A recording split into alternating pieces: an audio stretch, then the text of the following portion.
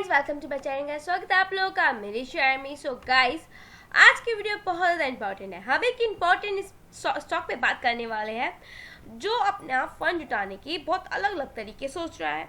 तो may be ये company आप लोगों के पोर्टफोलियो में, और जहाँ तक इसने जितने शानदार रिटर्न दिए हैं ना, तो हो सकता है वो ये कंपनी आप लोगों के पोर्टफोलियो में है।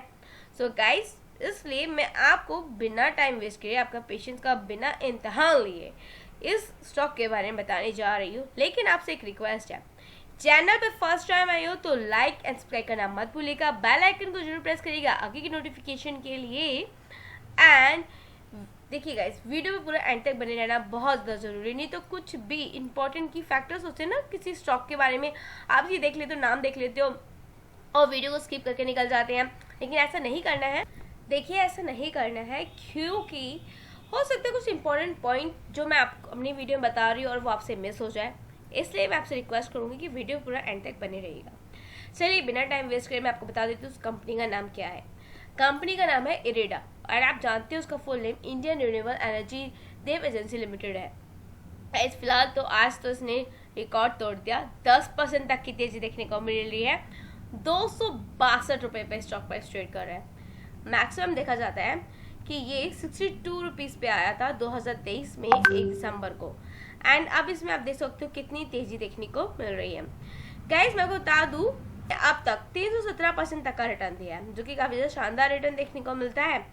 गाइस, आपको पता है देश में मौजूदा समय में अनेक रिन्यूएबल ऊर्जा स्रोतों से मतलब रिन्यूएबल एनर्जी की जो बहुत सी चीज़ें हैं एंड स्रोत आप कह लीजिए, लाइक जो इसके मटेरियल्स हैं उससे रिन्यूएबल एनर्जी का प्रोडक्शन किया जाता है, जिनके लिए देश में अलग अलग रिन्यूएबल एनर्जी प्रोजेक्ट्स बनाए जा रहे हैं, जिनके सही ढंग से चलने और उसकी डेवलपमेंट के लिए देश में अनेक फाइनेंशियल कंपनियां भी मौजूद हैं। किंतु देश की सबसे बड़ी रिन्यूएबल एनर्जी फाइनेंशियल कंपनी ये जो आपके ना भारतीय अक्षय ऊर्जा विकास एजेंसी लिमिटेड, जिसको आप इरेडा के नाम से जानते हो, कंपनी देश में अलग अलग एनर्जी स्रोतों की प्रोजेक्ट को फाइनेंशियल पोषित करना, ठीक है, उन करती हुई देखी जा रही है, फाइनेंशियल सपोर्ट करती हुई देखी जा रही है। इसके साथ साथ भविष्य की परियोजनाओं के लिए भी, मतलब भविष्य के प्रोजेक्ट्स को, उनकी जो प्लानिंग है उसके लिए भी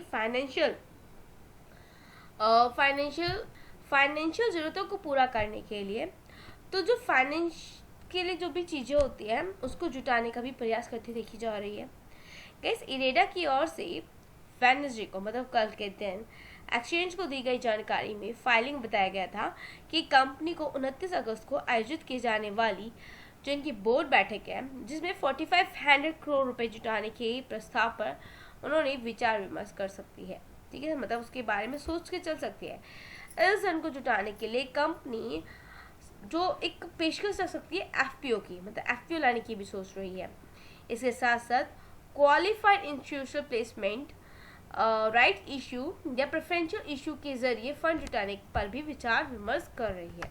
इस इरेडा इस कैपिटल को, इस धन को जुटाकर रिन्यूएबल एनर्जी के अलग अलग क्षेत्रों में या अलग अलग मटेरियल, अलग अलग स्रोतों से जुड़ी हुई नई परियोजनाओं को शुरू करना चाहती है। इसके साथ साथ कंपनी का जो टारगेट है, ग्रीन हाइड्रोजन को और उज्जवल भविष्य में ले जाना है। जो इसमें कोल प्रोडक्शन होता है, ईंधन प्रोडक्शन से जुड़ी जितनी भी प्लानिंग है, प्रोजेक्ट्स है, उसको फाइनेंशियल सपोर्ट देना है। तो वैसे तो देखा जाता है कि कंपनी इन प्रोजेक्ट्स को फाइनेंशियल पोषित करने के लिए 30,000 एंड 35,000 करोड़ रुपये जुटाने की आवश्यकता है, लेकिन कंपनी की नेटवर्थ सिर्फ 9,000 और 10,000 करोड़ रुपए की ही है। जिससे आप ये कह सकते हो, अगर आप अभी देखोगे ना, 17,000 करोड़ का इसका मार्केट कैप देखने को मिलता है, हाई 310 और लो 50 रुपये बनाया है। इसका पी ज़्यादा कुछ हाई नहीं है, ठीक है। कैपेसिटीज की जो नेटवर्थ है, जो उसको अफोर्ड कर सकते हो, 9,000 10,000 करोड़ तक की है, लेकिन जिससे कंपनी को 20,000 25,000 करोड़ रुपए और जुटाने की भी जरूरत है, आवश्यकता है। इरेडा ने हाल ही में, आप ये कह लीजिए, गुजरात की गिफ्ट सिटी में अंतर्राष्ट्रीय फाइनेंशियल सेवा केंद्र में एक पूर्ण ओनरशिप वाली company IREDA global green energy finance IFSC को स्टैब्लिश करने का कार्य किया है। ये एक ऑफशोर प्लेटफॉर्म के रूप में कार्य करने वाली है, जो हेजिंग लागत को, जो हेजिंग कॉस्ट होती है उसको बचाने में सहायता करने के साथ साथ कंपटीशन फंडिंग हासिल करने में भी सहायता करने वाला है। अपनी कंपनी की नई सब्सिडरी कंपनी का गठन किए जाने के पश्चात इरेडा के जो अध्यक्ष है प्रदीप कुमार दास की ओर से कहा गया है कि इससे कारोबार के नए अवसर तो खुलेंगे ही, इसके साथ साथ रिन्यूएबल एनर्जी के क्षेत्र में भी अंतर्राष्ट्रीय स्तर पर अपनी स्थिति दर्ज कराने में सहायता होगी। ऐसे वो आगे बताते हैं कि इरेडा की दृष्टिकोण के अनुरूप होने वाला किसी रिन्यूएबल या डोमेस्टिक या इंटरनेशनल रिन्यूएबल एनर्जी के इन्वेस्टमेंट के माध्यम से डेवलपमेंट को सुविधाजनक बनाने में और सहायता होना भी बहुत ज़्यादा जरूरी है। तो गाइस आई होप चीज़ें क्लियर हुई होंगी। देखिए, इसके रिगार्डिंग न्यूज़पेपर में छप रही है, आप इसको चेक करके चल सकते हो। अगर आपको लग रहा है कि मैंने आपको कुछ भी ऐसा बताया है, ये आर्टिकल है, इसको आप स्टडी करिएगा। मैंने स्टडी कर लिया, ठीक है, तभी मैं आप लोगों के लिए इस पर वीडियो लेकर आ गई हूँ, क्योंकि इस आर्टिकल में दी जानकारी के अकॉर्डिंगली मैंने स्टडी की। मैंने आप लोगों को सोचा कि हाँ, इस बारे में आप लोगों को पता होना चाहिए। तो आप इससे रिलेटेड चीज़ें आप बहुत ज़्यादा चेक करके चल सकते हैं। अगर आपको लगता है कुछ भी कि मेरी इस वीडियो में मैंने आपको कुछ ऐसा इस कंपनी के बारे में कुछ गलत इन्फॉर्मेशन दिया, तो आप उसको चेक कर सकते हो। वीडियो को पॉज करिएगा, ये आर्टिकल देखने को मिल रहा है, आप इसको प्रॉपरली चेक करें, देन तभी आप इसमें इन्वेस्ट करके चल सकते हैं। सो गाइस आई होप चीज़ें क्लियर हो गई होंगी। सो गाइस मिलेंगे नेक्स्ट वीडियो में। चैनल पर नए हो तो लाइक एंड सब्सक्राइब करना मत भूलिए। Good bye guys, thank you.